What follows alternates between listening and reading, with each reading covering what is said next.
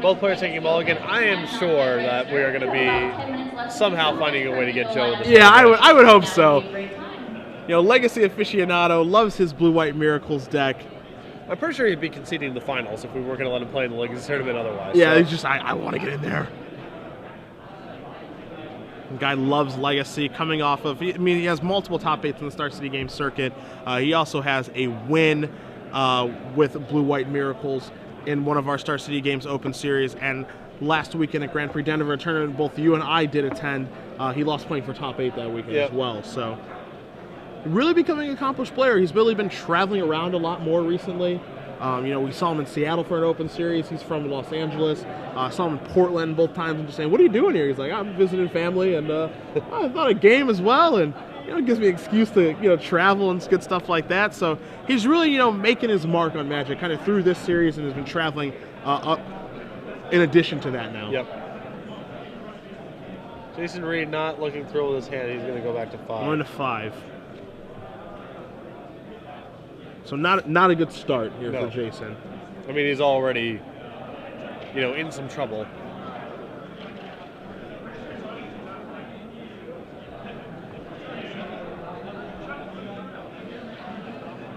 And now it's, if our anticipation for Jason to have a real shot in the first game involved either a big bonfire or Angel Serenity, that becomes way more challenging on 5 cards. Yeah, that's going to be relatively tough to do. Just getting the right amount of mana. And I also believe the Naya deck is actually one of the worst mulligan decks in the format. No, and I definitely agree with you. As you said, it's a deck that needs to have ramp, needs to have cards to ramp into. Yeah. And, if you're taking mulligans and decreasing your hand size every single time, it's just more unlikely that you're going to be able to do that. Yeah. And, it just reminds me of traditional ramp decks, honestly, where, ramp decks in the history of Magic, from what I've noticed, is they don't mulligan very well for the reasons that we outlined, and that you have to keep pretty shaky 6-card hands and kind of just hope that you get there because your effects are so redundant. Yep. Not all decks mulligan in the same way. I know this because I watched your Birthing Pod deck in the hotel room, Mr. Mountain, Gavany Township, white, green mana accelerators on turn 1, Hallowed Fountain deck. There's nothing that deck can't do. As we do see both players underway here, we have Rootbound Crag and Cavern of Souls. We're going to see a Farseek, so Jason, starting to get some things started as he searches out for a Temple Garden. And we'll get confirmation for you guys what that Cavern of Souls is naming. My best guess is going to be Human. But it is Angel, which proves yet again. Your second best guess would have gotten us there. That's right. I hope.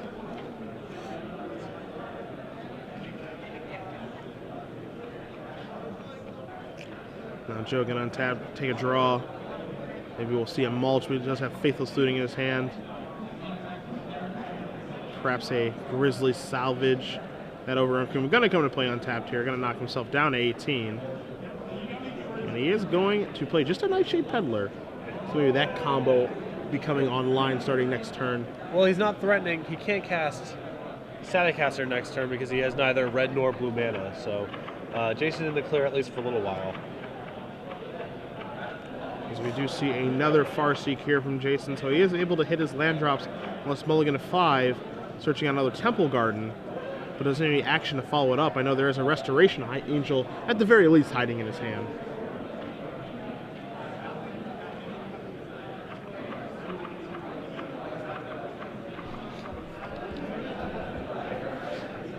So Jason with no follow-up. Peddler gets Joe on the board here.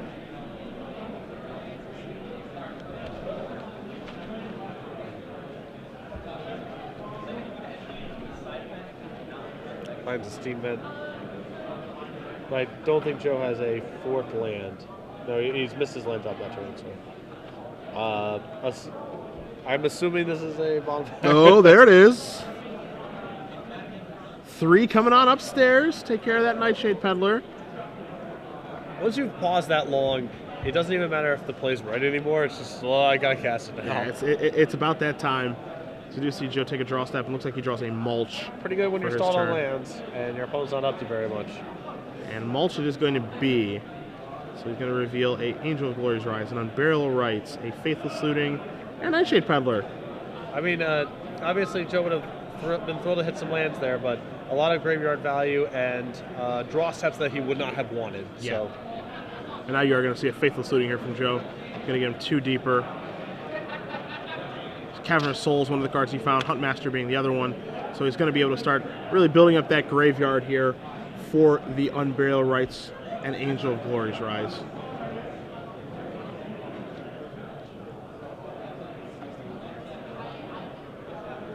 And you do see him discarding 2 Huntmaster of the Fells. So really setting it up here. Cavern of Souls is going to come into play. We'll get confirmation on what he's naming as Jason is going to untap and take his turn.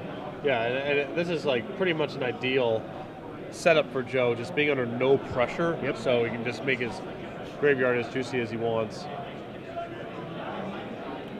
I mean, I think we're just going to get Burial Rites right now, right? Yeah. There's no real risk with your opponent installing lands. And this is your basic, they call this the value on Burial Rites. You know, it doesn't always have to be a combo kill, as we do see the trigger here from Angel of Glory's Rise bring back 2 Huntmaster of the Fells, a Nightshade Peddler, 2 of them in fact.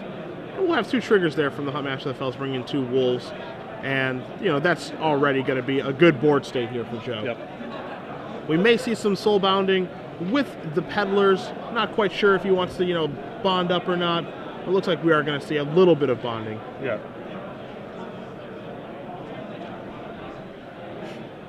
And there are your Wolf tokens. You see a Temple Garden. And on Joe's end step, we're going to see what looks to be a Restoration of Angel here from Jason. No, he's actually just going to hold that.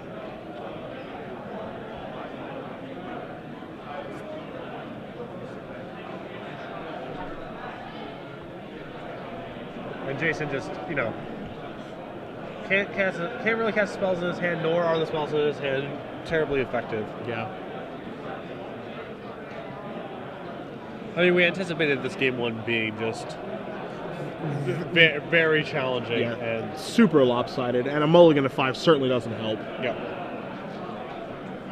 Like if you don't have counter spells in your deck, you need to be putting Joe under some pretty significant pressure. So we're going to see Huntmaster of the Fells flip. Both copies are going to flip into Ravager of the Fells. Going to deal Jason a total of 4 points in Joe's upkeep here.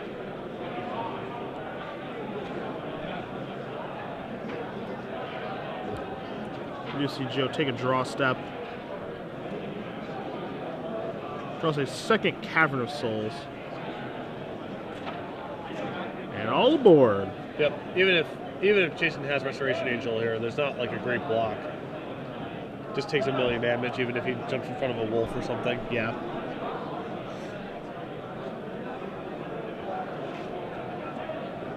That's, you know, just really a case of what's the worst that can happen here. Is what Joe's thinking. Yeah. You have to deal with this part of the game now. Right. And he has backup. It's not like this is the end of it. Okay. We are going to see Restoration Angel here. Joe tapping his mana very quickly.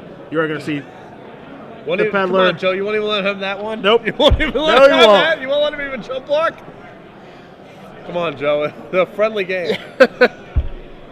So Joe set up a game here in the finals, racing against the clock, hoping he can make it to the Legacy Tournament. Yep. The clock right now shows, you know, 9:57, 20 seconds. So Joe's got about 2.5 minutes. TikTok, better sideboard quick. Come on, Joe. Well, we are going to cut back to the booth here for you guys. Cedric Phillips, Patrick Sullivan, and Patrick. It's time to give away a year of premium. Yes. So I hope. Do you have a? Are we gonna play America's favorite game? Name that Nephilim? Or are we gonna wait for a little later? I think it's. Oh, is his deck actually? No, he's 5 colors. He has 5 colors. Yeah. So. Is there no 5-color Nephilim yet? Not yet. Hopefully the next Commander product or whatever we'll have finally have, or the Nephilim Lord. I mean, whatever. Because we need one. Yes. So Joe Lossett up a game in the finals here.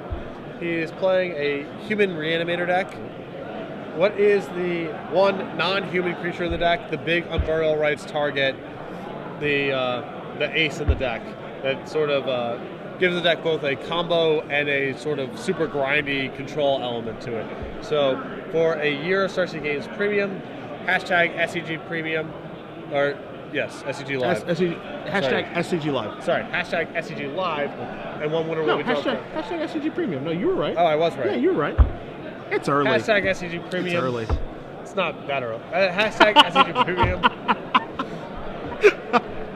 Winner will be drawn for 1 full year premium. So name the big non-human creature in Joe Lossett's human reanimator. Here, I'm gonna lobby the softball. You ready? Did you play baseball? Here comes the softball. I played a little. Ooh, gone. Well, gone. I played a little bit of Little League. Just a little bit? Until I was like 11 or 12. Okay. You good? Played center and second base. Had a glove and some wheels. You have to be pretty good to play both those positions, I think. I was an athlete, and then I discovered Magic cards. And my athleticism immediately. Yes. Game as it were. The summer days of playing football out in the street for 6 hours were gone, you know? I used to play street hockey. Wow. Yeah. I did not know that was a thing. Street hockey on rollerblades. Wow. Yep. Can you believe it? No. Yeah. I cannot. We used to play baseball on tennis court with a tennis ball. So that was a lot of fun because there were a lot of home runs. A lot of ding-dongs. Yeah, a lot of ding-dongs. Used to play full court basketball. Sure. Just a little bit of football. And street hockey. We built goals, and then we would just block off the cul-de-sac. We'd play street hockey on rollerblades. And I was a goalie. So I wasn't the best rollerblader, but it's a pretty good goalie. Pretty proud of myself. I miss athletics. I do too. Yeah. Too much testing the mono red versus counterbalance matchup or whatever. You really need to just know all the interactions instead of staying in shape. That's way more important. I know how to respond to a fetch line activation, but I can't run down the street anymore. So priorities. Anyhow, sideboard. Joe, against the rest in peace he's aware of, you would assume wants to de-emphasize his graveyard some amount. Yeah. I don't know if that means going as far as cutting Angel of Glory's Rise and on burial rights altogether. I'm not sure if he needs to go down a path that extreme, but I would assume that he wants his Rolling Templars, his Geist Honor Monks, and his Zealous Conscripts. Just good value plays. But again, I'm not sure if he needs to go as extreme as cutting, all of his graveyard elements. And maybe a little bit of shaving. Sure. Yeah. Is what can take place here. Normally, I don't advocate shaving. I feel like shaving is typically lazy sideboarding. Yes. You don't really quite know what to do. But I think this could be a situation where shaving is correct. Yeah. Whenever I hear someone, especially when someone's saying that they shaved out some cantrips, it's like you need those for your deck to function. Like you put those in there and cut lands, and it interacts with stuff. I just shaved out some ponders. It's like, that's a mistake. You're better off siding out lands. Yeah. Anyhow, we're on Jason's side. Take a look at Jason's side. You guys do see the sideboard on the screen. 3 copies of Rest in Peace, which are obviously going to come in. I think, of course, the 4th Bonfire of the Day going to come in and try to break up the Static Caster Peddler combo. Other than that, we could see maybe 2 copies of Zealous Conscripts come in to try to steal a win, 2 copies of Lossett Smiter to try to give the beatdowns quickly to accelerate his clock. And then other than that, I don't really see anything else coming in. You can really tell here with how Jason built his deck. He is building his deck, as we've said many times over the course of this weekend, to beat certain decks. Yeah. And every deck that we've really come across this weekend throughout this is our 13th match, or our 12th match we've put on, hasn't really had the necessary tools to fight this Reanimator deck. Right. And that's exactly why you see Joe in the finals this weekend, because people really skimped on the hate. And when you skimp on the hate for this Reanimator type strategy, it's a very, very difficult deck to beat. And in fairness, your hate for the Reanimator strategy can actually just be winning the game pretty quickly. Yes. It doesn't need to be explicit anti-graveyard stuff. Or have a clock backed up by some negates. Like, that could also be a reasonable plan. But these decks that are playing to the board without much disruption or are that fast, like the Naya ramp being the most obvious version of this, the Jund decks we've seen on camera, they just don't have a shot with what's going on here. Yeah. And so it'll be interesting to see if Jason is going to be able to steal one of these games, let alone both of them, as both players are sideboarding, shuffling, and presenting. You see Jason taking a look at, I believe, his opening hand right now. Not the most confident look I've ever seen in a Magic player. He doesn't exude in the background. He doesn't exude emotion from what we've seen. This is our 3rd match seeing him so far this weekend, but it doesn't exude a ton of confidence right now, and understandably so, I think. Yeah. I don't know. I have a fair amount of respect for the frown at my hand, think for a little while, then mulligan. You don't have to be stoic about everything if you're just going to be throwing it back anyway. Sure, that's fair. Maybe the long sigh. the deep breath, and then, Well, and then the keep. It also actually does some work selling bluffs down the future. If you actually have legitimate body language. Sure. If you look at your opening hand, you're like, roll your eyeballs or shake your head or think for a while, and then actually end up mulliganing. When you do that kind of stuff inside of the game, then you can actually sell bluffs that would be harder to sell otherwise. One of my favorite tactics. Deep sighs, rolling eyes. The second thought sigh. Yeah. Deep sighs, rolling eyes. Fifth land, go. All right, second thought, your guy. All right. Can't believe I missed my land drop. Yeah. This is ridiculous. All right, land wrath, go. Had the land the entire time. Don't miss the land drop the rest of the game. It's all in good fun. And Jason back to 5 again. So he needed to get lucky to get this one, and he has gotten actually quite unlucky. Yes. So. Absolutely unlucky. Although if I'm the Jason, obviously, this happening is very frustrating. But after that quarterfinals match yesterday, yeah, I sort of feel like I'm playing with house money. Yeah, it really does feel that way and I'm sure we'll have the replay of that up at some point for you guys. But yeah, Jason's win in the quarterfinals against Brian Zunter, and dead to rights.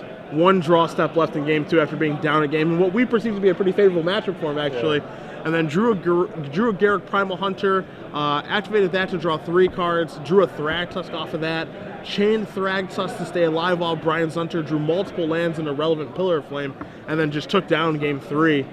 It was pretty fun to watch. Yeah, if you go back and listen to the tape, in the second game, we're talking about Jason, he's drawing extremely slim here. Yeah. And, Garruk's Ancestral gave him some goodies. A bunch of Thragtusk and Restoration Angels. And we are going to see 5 cards here laid out for Jason. See an Angel Strand, you see a Borderline Ranger, and it looks to be a keepable hand, or close enough to keepable, as we see a Temple Garden and an Avacyn's Pilgrim. Well, he's got a Borderline Ranger in his hand too, right? Yeah, we don't know if he has a second land. He does have a Borderland Ranger. It doesn't look like. Yeah, I see Oblivion Ring and Borderland Ranger and Angel Strand. Yeah. He's gonna take a draw step, another Angel Serenity. Yeah. Hiya for 1.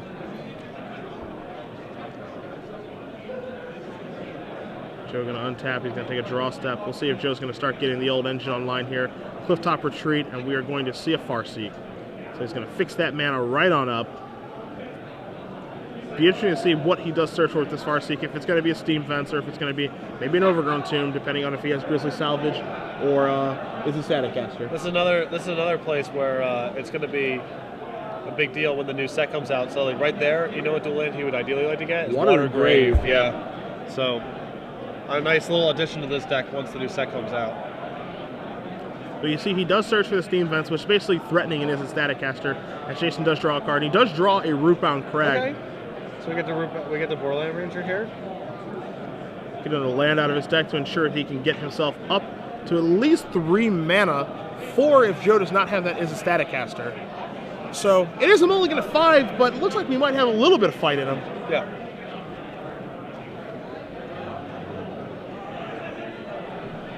Not terrible for 5 cards, all considered. I mean, not the worst. His hand is a little too top heavy. I mean, he's got multiple Angels around these, unfortunately. Yeah.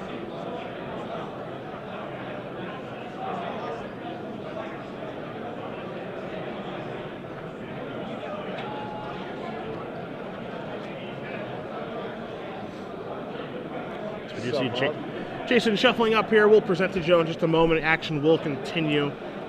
We got again. See what Joe's going to be able to follow up with here. As a Static Caster would be a backbreaker. Yes. So you draw step. Temple Garden, the draw. For the player meeting have been posted on 2 pairings boards.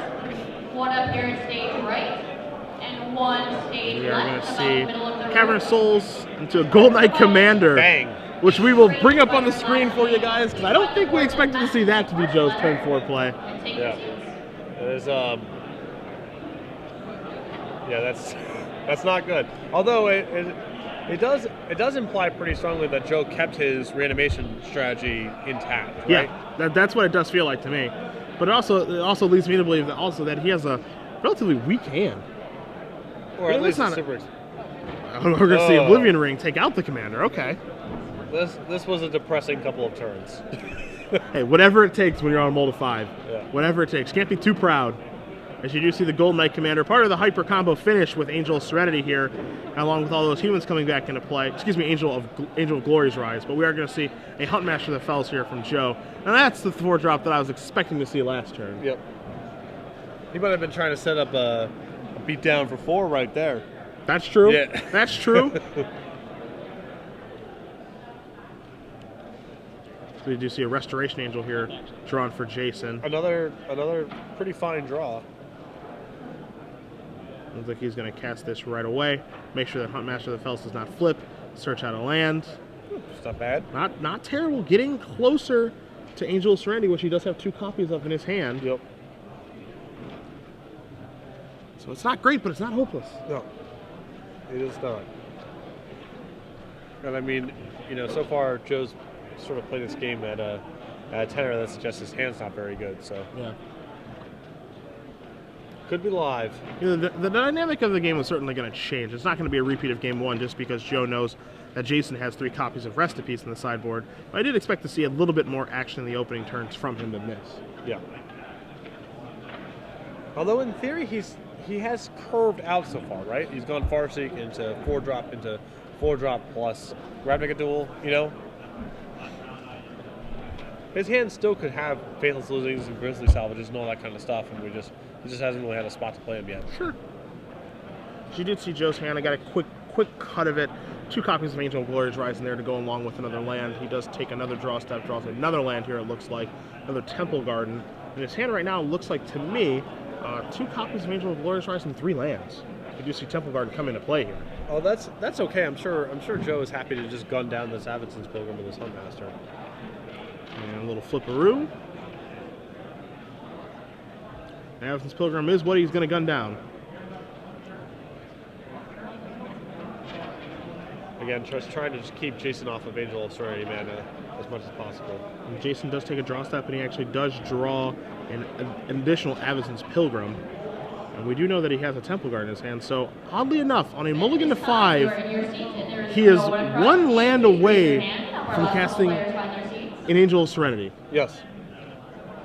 Strangely enough. As we do see Nightshade Peddler, the card drawn for Joe this turn. And no combo with it, and nothing to get back with Angel of Glory's Rise.